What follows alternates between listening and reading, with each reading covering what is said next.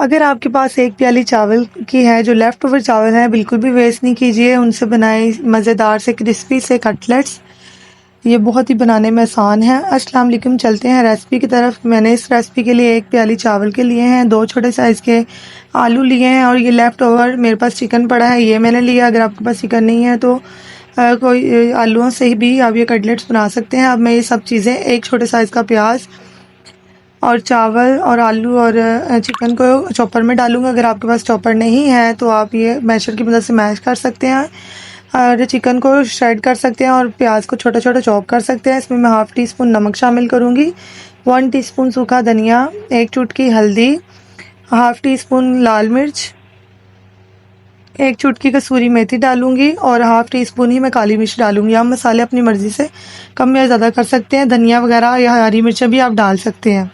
ये देखें, मैंने अच्छे तरीके से इसे चॉपर में चॉप कर लिया है। अब मैं इसमें 2 से 3 टेबलस्पून कॉर्नफ्लोर के ऐड करूँगी। अगर आपके पास कॉर्नफ्लोर नहीं है तो आप इसमें मैदा भी ऐड कर सकते हैं। अगर मैदा भी नहीं है तो आप बेसन भी ऐड कर सकते हैं। इन तीनों में से कोई भी चीज़ ऐड कर सकते हैं। अब मैं हाथों की मदद से अच्छे तरीके से आटे को जैसे गूंथते हैं वैसे इसको अच्छे तरीके से गूंथ लूँगी ताकि ये स्मूथ सा बैटर बन जाए। अब मैंने एक अंडा लिया है, इसको अच्छे तरीके से मैं फेंट लूँगी और तकरीबन 1 चुटकी के जितना मैं इसमें नमक ऐड करूँगी। अब मैं अपने हाथों को ऑयल की मदद से ग्रीस कर लूँगी और ये कटलेट्स का जो बैटर मैंने तैयार किया वो हाथ पे लूँगी और अपनी मर्ज़ी के मुताबिक मैं इसकी शेप दे लूँगी। मैंने गोल टिक्की की शेप दी है। आप अपनी मर्ज़ी के मुताबिक जैसी मर्ज़ी शेप दे सकते हैं। अब मैंने ये अंडे में कोट किया है। अंडे में कोट करने के बाद मैं ब्रेड क्रम्स में कोट करूँगी। ये ब्रेड क्रम्स मैंने घर पर ही तैयार किए हैं। इसकी रेसिपी भी मेरे चैनल पर मौजूद है। अगर आपने नहीं देखी तो वो जाकर ज़रूर देखिएगा। ये देखें, हमारा कटलेट्स पे कोटिंग हो चुकी है। ये देखें, मैंने सारे कटलेट्स की कोटिंग कर ली है। मैंने इनको टिक्की की शेप दी है। अब मैं एक फ्राई पैन लूँगी, उसमें मैं ऑयल शामिल करूँगी। मैं इसे शैलो फ्राई करूँगी।